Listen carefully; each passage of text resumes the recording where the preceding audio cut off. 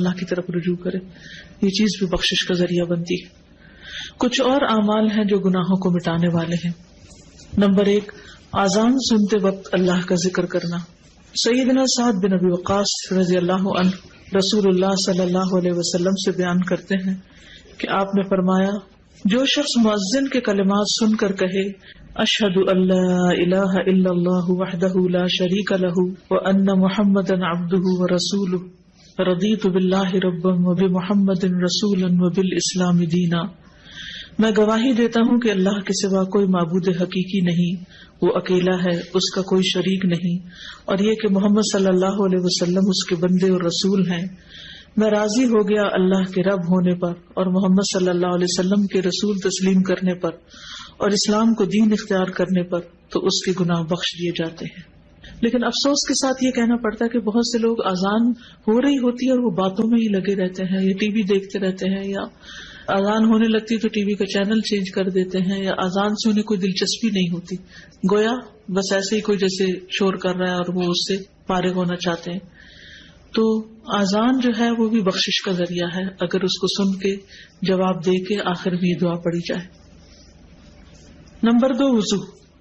سیدنا عثمان بن عفان رضی اللہ عنہ بیان کرتے ہیں کہ رسول اللہ صلی اللہ علیہ وسلم نے فرمایا، من تودع فاحسن الوضوء خرجت خطاياه من جسده حتى تخرج من تحت اظافره، جو شخص وضو کرے اور اچھے طریقے سے وضو کرے تو اس کے گناہ اس کے جسم سے نکل جاتے ہیں، یہاں تک کہ اس کے ناخنوں کے نیچے سے بھی خارج ہو جاتے ہیں۔ تو اس لیے شوق سے وضو کرنا چاہیے، محبت سے، پوری خوشی کے ساتھ، کیونکہ بہت سے لوگ وضو کرنے سے گھبراتے ہیں یا وضو کو ایک بوجھ سمجھتے ہیں۔ تو آپ وضو کریں تو یہ سوچیں کہ یہ میرے گناہوں کو دھونے کا ذریعہ ہے۔ نمبر 3، نماز۔ سیدنا ابو ہریرہ رضی اللہ عنہ بیان کرتے ہیں کہ انہوں نے رسول اللہ صلی اللہ علیہ وسلم کو فرماتے ہوئے سنا، ارأیتم لو ان نہرا بباب احدکم یغتسل فیہ کل یوم 5 هل يبقى من درنه شيء؟ قالوا لا يبقى من درنه شيء، قال فذلك مثل الصلوات الخمس يمحو الله به الخطايا۔ بتاؤ، اگر تم میں سے کسی کے دروازے پر نہر بہہ رہی ہو اور اس میں وہ روزانہ 5 مرتبہ غسل کرے تو کیا اس کے جسم پر کچھ میل کچیل باقی رہ جائے گا؟ صحابہ نے عرض کیا کہ کچھ میل کچیل باقی نہ رہے گا۔ آپ نے فرمایا، 5 نمازوں کی مثال اسی طرح ہے کہ اللہ ان کے ساتھ گناہوں کو مٹاتا ہے۔ تو گویا اذان کے بعد وضو، وضو کے بعد نماز، یہ انسان کے گناہوں کو دور کرنے کا ذریعہ ہے۔ سیدنا ابو ہریرہ رضی اللہ عنہ بیان کرتے ہیں کہ رسول اللہ صلی اللہ علیہ وسلم نے فرمایا، صلاۃ الرجل فی الجماعۃ تضعف علی صلاتہ فی بیتہ وفی سوقہ 25 ضعفا، ذلک انہ اذا تودع فاحسن الوضوء ثم خرج الى المسجد لا يخرجه الا الصلاة لم يخط خطوة الا رفعت له بها درجة وحط عنه بها خطيئة، فاذا صلى لم تزل الملائكة تصلي عليه ما دام في مصلاه، اللهم صل عليه اللهم ارحمه، ولا يزال احدكم في صلاة منتظر الصلاة۔ آدمی کا با جماعت نماز ادا کرنا اس کے گھر اور بازار کی نماز سے 25 گنا زیادہ ہے، یعنی مردوں کے لیے، اور یہ اس لیے کہ جب اس نے اچھی طرح وضو کیا پھر مسجد کی طرف نکلا صرف نماز کے لیے، یعنی اور کوئی کام نہیں تھا، تو وہ کوئی قدم نہیں رکھتا مگر اس کی وجہ سے اس کا ایک درجہ بلند ہوتا ہے اور اس کی وجہ سے اس کی ایک غلطی معاف ہوتی ہے۔ پھر جب وہ نماز پڑھتا ہے تو فرشتے اس کے لیے مغفرت کی دعا کرتے رہتے ہیں، یعنی جتنی دیر وہ نماز میں مصروف ہے فرشتے بخشش مانگ رہے ہیں اس کے لیے، فرشتے اس کے لیے استغفار کر رہے ہیں۔ جب تک وہ اپنی جائے نماز پر رہتا ہے اور وضو نہیں ٹوٹتا، فرشتے کہتے ہیں اے اللہ اس پر رحمت فرما، اے اللہ اس پر مہربانی کر، اور وہ برابر نماز ہی میں رہتا ہے جب تک کہ وہ نماز کا انتظار کرتا ہے۔ یعنی نماز سے پہلے اگر جلدی آ جائے مسجد میں اور بیٹھ کے انتظار کر لے تو وہ بھی نماز کی حالت شمار ہوتی ہے، اور بعد میں بھی جب وہ بیٹھا ہوتا ہے نماز کے فوراً بعد نہیں اٹھ جاتا۔ سیدنا ابو ہریرہ رضی اللہ عنہ بیان کرتے ہیں کہ رسول اللہ صلی اللہ علیہ وسلم فرماتے تھے، الصلوات الخمس والجمعۃ الی الجمعۃ ورمضان الی رمضان مکفرات لما بینہن اذا اجتنب الکبائر۔ 5 نمازیں اور جمعہ سے آئندہ جمعہ تک اور رمضان سے آئندہ رمضان تک ان کے درمیان کے لیے کفارہ ہے، جب تک کہ گناہ کبیرہ کا ارتکاب نہ کیا جائے۔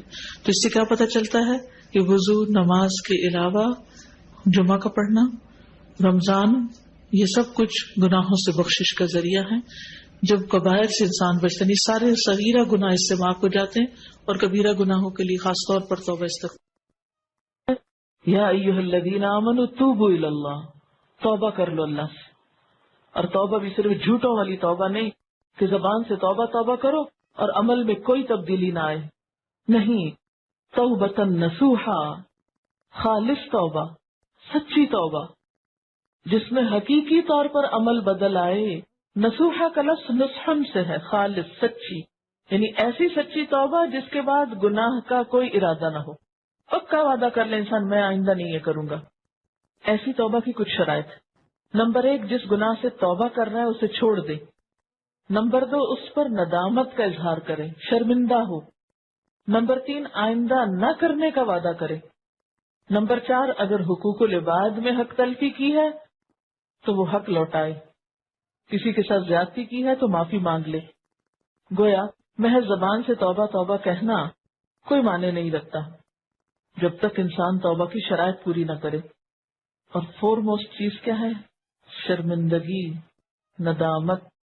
آپ صلی اللہ علیہ وسلم نے فرمایا الندم توبہ، شرمندگی ہی توبہ ہے۔ یعنی جو شرمندہ ہو جائے اپنے ماضی کے کسی فعل پر، گویا اس نے توبہ کر لی۔ ایک اور جگہ پر آتا ہے کہ ایک صحابی نے کہا کہ سچی توبہ یہ ہے کہ آدمی رجوع کرے اور پھر اس فعل کو نہ دہرائے۔ تو نتیجہ کیا ہوگا؟ عسیٰ ربکم ان یکفر عنکم سیئاتکم، بعید نہیں، امید ہے کہ اللہ تمہاری برائیاں تم سے دور کر دے گا۔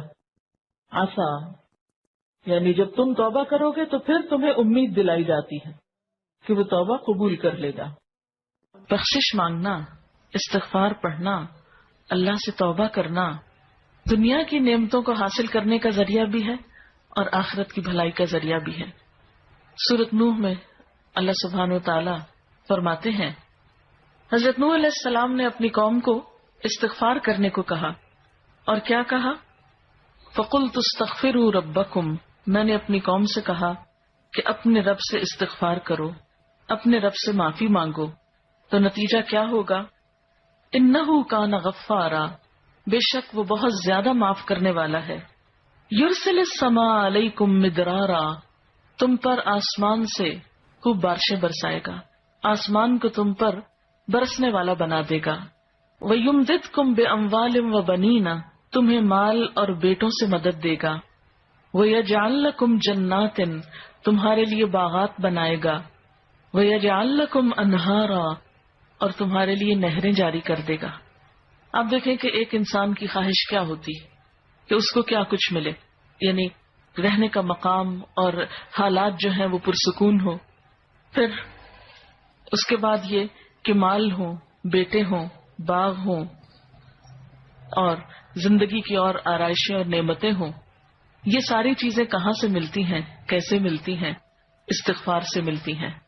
عام طور پر لوگ پریشان ہوتے ہیں، دکھی ہوتے ہیں۔ مثلا ایک شخص ایک بزرگ کی محفل میں آیا اور اس نے کہا کہ میرے حالات بہت تنگ ہیں، مجھے بہت پریشانی ہے، میرا رزق بہت تنگ ہے، تو آپ مجھے کوئی وظیفہ بتائیے۔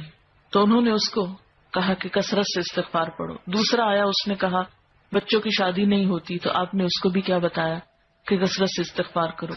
تیسرا آیا تو کہنے لگا کہ بہت قحط سالی ہے، فصلیں اچھی نہیں ہوتی، تو آپ نے اس کو بھی استغفار کا بتایا۔ تو کسی نے ان سے پوچھا کہ بھائی 3 لوگ آپ سے 3 ڈفرنٹ مسئلے لے کر آئے ہیں، اپنی پریشانیاں لے کر آئے ہیں، آپ نے تینوں کو ایک ہی چیز بتائی ہے۔ تو اس پر انہوں نے یہی سورۃ نوح کی آیت پڑھ کر سنائی کہ دیکھو یہ قرآن میں اللہ کا وعدہ ہے اور اللہ کا وعدہ سچا ہے۔ اللہ تعالیٰ کی بات سے بڑھ کر سچی بات کس کی ہو سکتی ہے؟ ہمارے پڑھنے میں کمی کوتاہی ہو سکتی ہے، لیکن اللہ کی بات میں کوئی شک نہیں۔ ذالک الکتاب لا ریب فیہ، یہ وہ کتاب ہے جس میں کوئی شک نہیں۔ لیکن یہ ہے کہ بعض اوقات ہم خود پڑھنے میں کوتاہی کر دیتے ہیں، تو جن کا رشتہ نہ ہو رہا ہو وہ بھی، جن کا ہو چکا ہو اور شادی کے پرابلمز ہو وہ بھی، جن کا ہو چکا اور پھر بچے نہ ہو وہ بھی، ان سب کے لیے ایک ہی وظیفہ ہے، اور وہ کیا ہے؟ استغفار کا۔ پھر اسی طرح ایک اور جگہ پر ایک اور پیغمبر نے اپنے لوگوں سے کہا وَاسْتَغْفِرُوا رَبَّكُمْ ثُمَّ تُوبُوا إِلَيْهِ إِنَّ رَبِّي رَحِيمٌ وَدُودٌ، اپنے رب سے معافی مانگو اور اس کی طرف پلٹ آؤ، بے شک میرا رب رحیم ہے اور اپنی مخلوق سے بہت محبت رکھتا ہے۔ یعنی جب کسی بندے پر کوئی تکلیف آتی ہے تو ایسا نہیں کہ اللہ تعالیٰ اس پر خوش ہوتے ہیں اور جان بوجھ کے ستانا چاہتے ہیں بندوں کو، اللہ تو بندوں کے حق میں بہت مہربان ہے۔ پھر سوال یہ پیدا ہوتا ہے کہ تکلیف آتی کیوں؟ اگر وہ ہم سے محبت کرتا ہے اور وہ بہت مہربان ہے، تو بات یہ ہے کہ کچھ چیزیں ہم اچھے حالات میں سیکھتے ہیں اور کچھ چیزیں ہم ہارڈ شپ سے سیکھتے ہیں۔ کچھ نعمتوں کی قدر ہم اچھے طریقے سے ویسے ہی کر لیتے ہیں، اور کچھ چیزوں کی قدر ہمیں اس وقت آتی ہے جب کوئی مشکل پیش آتی ہے۔